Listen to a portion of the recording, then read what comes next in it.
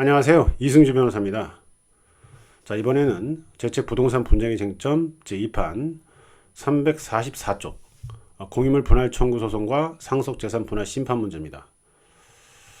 자, 이 문제는 예를 들어서 아버지가 돌아가셨어요. 그런데 이제 어머니는 아주 옛날에 돌아가셨어요. 그래서 아버지는 자식이 딸 하나, 아들 하나, 뭐 아들, 딸 이렇게 있다 가정을 하면 아버지가 돌아가시고 나서 A와 B가 상속을 하게 되죠. A를 아들, B를 딸이라고 하겠습니다. 자, 이렇게 상속을 했는데 A 또는 B가 법률사무소에서 오셔가지고 이거 일단 공유부동산으로 알고 있다. 공유물 분할 청구 소송을 해야 되는 거냐? 이렇게 물어보시는 경우가 있는데 아버지가 돌아가신 다음에 아버지 명의로 있는 경우가 많죠. 자, 이렇게 아버지 명의로 있는 경우에는 공유물 분할 청구 소송으로 하는 게 아니라 상속재산 분할 심판 청구를 하게 됩니다. 자, 그런데 아버지가 돌아가시고 나서 A와 B가 공유 지분 등기를 해요. 상속을 원인으로. 자, 이렇게 살다가 한참 지나서 그때 이제 이걸 분할할 필요가 있다. 예를 들어서 상가를 상속받았는데 뭐 월세를 나눠 갔다가 이 상속인들이 또 자손이 생기고 막 이러다면 복잡해지거든요. 분쟁도 생기고. 자, 이럴 때 정리 필요성이 있는데 협의가 잘 안 됩니다. 이럴 때는 일단 등기가 상속인으로 넘어왔고 공유 지분으로 그런데 공유물을 쪼개서 이렇게 할 필요가 있다. 아니면은 뭐 경매 분할을 할 수도 있고요.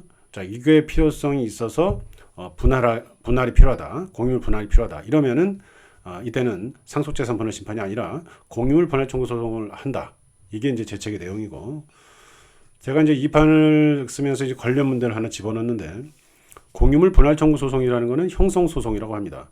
따라서 판결이 예를 들어서 판결의 내용에 따라서 바로 권리가 변경된다.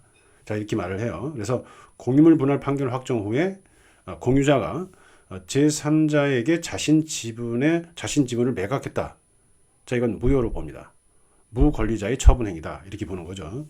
자, 그런데 대법원 전환합의체 2011도 1917 판결에 의하면 공유물 분할 소송 절차 진행하다가 조정으로 해결됐다. 조정으로 해결되면 우리가 판결로 바로 권리관계가 형성되는 게 아니라 조정에 따라서 그 조정 절차에 따라서 등기도 하고 이렇게 협의를 통해서 등기도 하고 이런 절차가 있기 때문에 판결로 확정되는 거하고 다르다. 따라서 조정이 성립된 다음에 이거를 제3자한테 넘겼다.